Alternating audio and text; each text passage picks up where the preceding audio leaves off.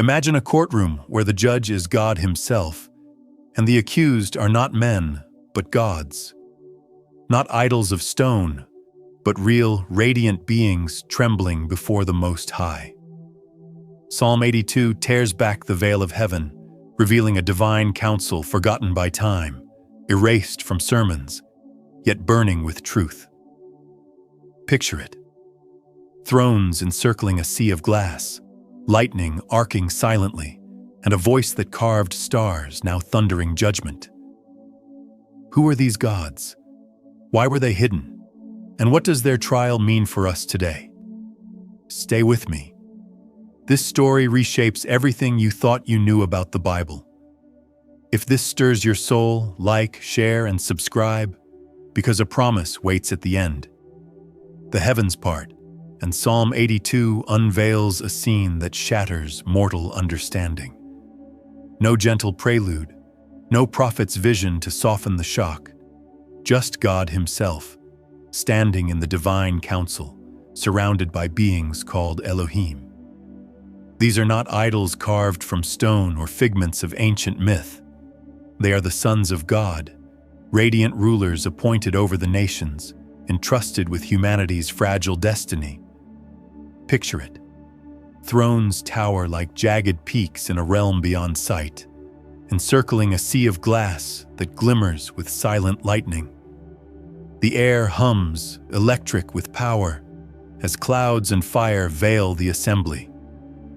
The Most High stands at the center, his presence a blaze that splits light from shadow, his gaze piercing the hearts of these mighty beings. Then, his voice thunders, shaking the foundations of creation. How long will you judge unjustly and show partiality to the wicked? The accusation is a blade, cutting through the silence.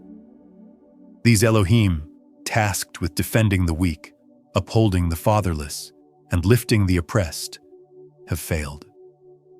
Their stewardship became tyranny, twisting justice until the earth's very foundations quake. This is no metaphor. Scripture's hidden fragments, Job's heavenly assembly where the sons of God gather, Daniel's vision of thrones set before the Ancient of Days, the lying spirit in 1 Kings, reveal a suppressed truth. God rules a council of spiritual beings, delegating authority, yet holding them accountable. But something went terribly wrong. The Elohim, meant to guide, turned to corruption, and now they stand accused. This courtroom is not a relic of ancient lore. It's the stage of a cosmic war, its echoes rippling through history. What began here shapes the story of Eden, Babel, and the cross itself. Stay with us, for this trial unveils a rebellion that still haunts the world. Step back to a windswept plain in Shinar, where the scars of the flood have faded and humanity dares to defy the heavens. Genesis 11 paints a vivid scene. A tower of baked clay rises, its terraces clawing toward forbidden skies. Come, let us build a city and a tower with its top in the heavens, and let us make a name for ourselves. The ziggurat looms, a monument to pride, its shadow swallowing the chants of a people seeking glory without the Most High. Fires burn, hammers clang, and defiance hardens like the bricks they stack. But the heavens stir. The Lord descends, not in mercy, but in judgment. Words twist in the builders' mouths, tongues falter, and the tower crumbles in chaos. Families scatter, their unity shattered, carrying fragments of memory that will harden into myths. Deuteronomy 32 unveils a deeper truth. When God divided the nations at Babel, he set their borders according to the number of the sons of God. Israel he kept for himself. The rest he entrusted to the Elohim, those radiant rulers of Psalm 82's council. It was a moment of order, yet heavy with foreboding. These beings were to shepherd the nations, guiding them in justice and truth. But stewardship spiraled into seduction. The Elohim craved worship, demanding altars where their names were whispered. Baal of the storm, Moloch of the fire, Asherah of the starry heights. These were not mere myths, but distortions, fallen rulers enthroned in human hearts. Archaeological echoes, Ugaritic texts of divine assemblies, Canaanite cults to the Rephaim hint at their descent. The pagan pantheons are twisted memories of a rebellion that began when these guardians turned from their charge. This betrayal at Babel set the stage for a cosmic war, its ripples flowing through empires and idols, reaching into the shadows of our world today. The divine council falls silent, a stillness so heavy it quivers with restrained power. Thrones that once shimmered with borrowed glory now flicker, their radiance fading. The Elohim, those mighty sons of God, stand motionless, the weight of eternity pressing down. The Most High rises, his presence a blaze that drowned Jonah 1, where the sons of God present themselves before the Lord, and Daniel 7, with its vision of thrones set before the Ancient of Days, confirm their reality.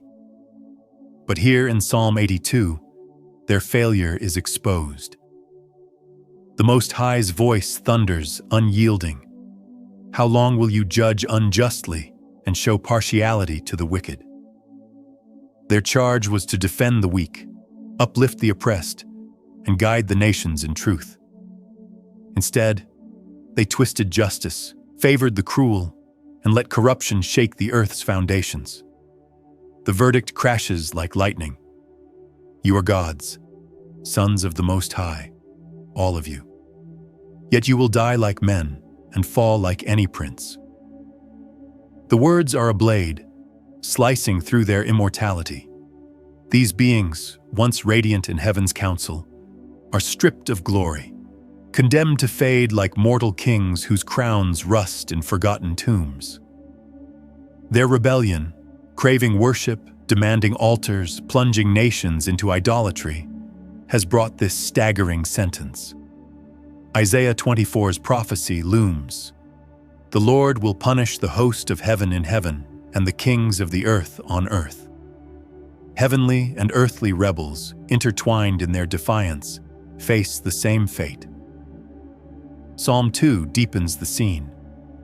Why do the nations rage and the peoples plot in vain?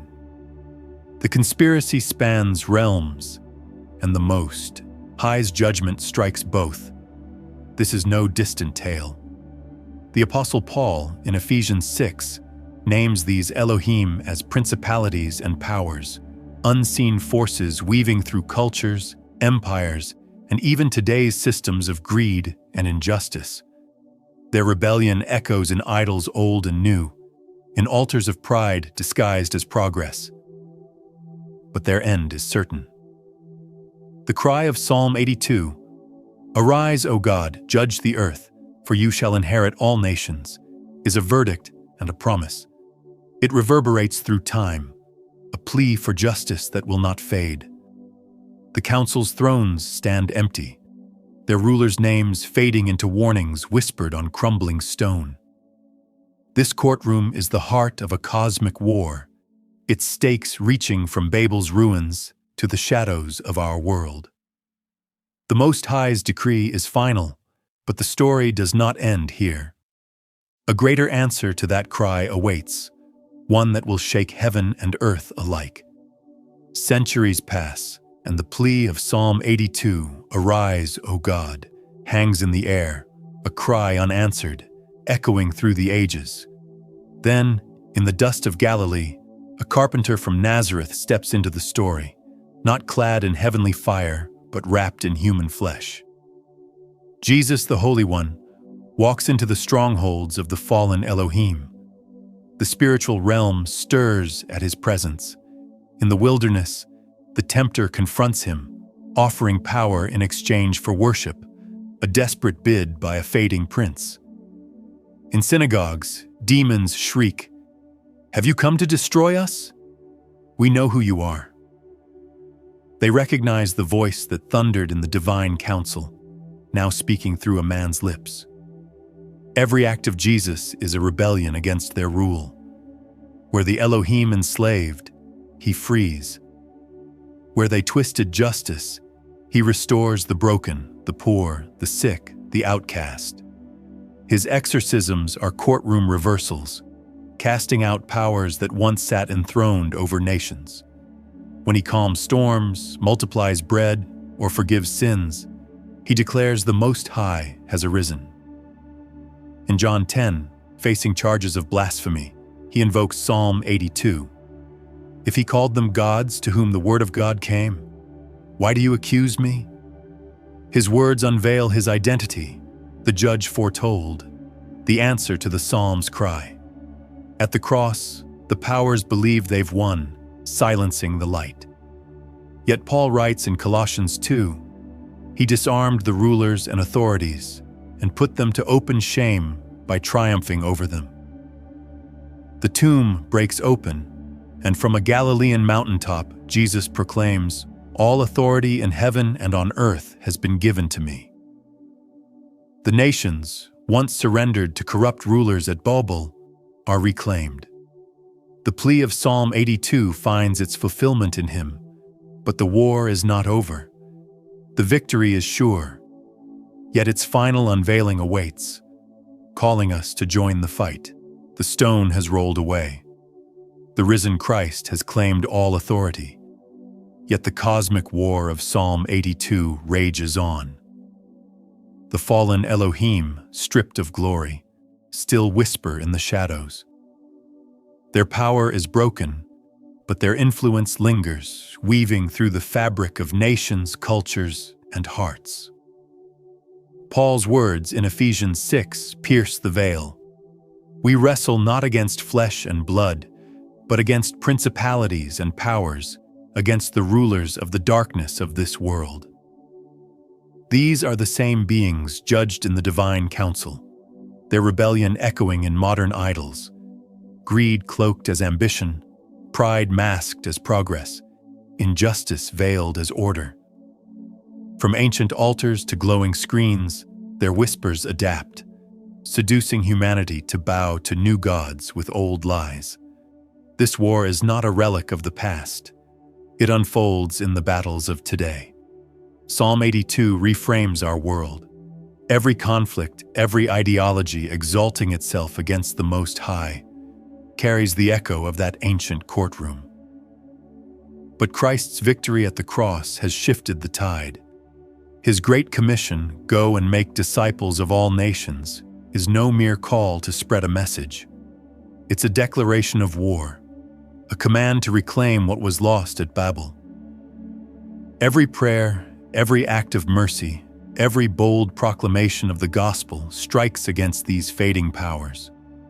We are not spectators, but warriors, bearing the authority of the risen judge. The nations, once entrusted to corrupt rulers, are being restored to him. Yet we live in the tension of the now and not yet, victory secured, but not fully unveiled. The cry of Psalm 82, "Arise, O God," resounds, urging us to live as citizens of a kingdom reclaiming the earth. The power's end is written, their thrones crumbling, but until the final day, we fight, carrying Christ's light into the darkness they still cling to. Stand one final time in the divine council, where the air still trembles from the Most High's verdict. The thrones of the fallen Elohim lie empty, their crowns shattered on cold marble, their names fading into warnings etched in dust.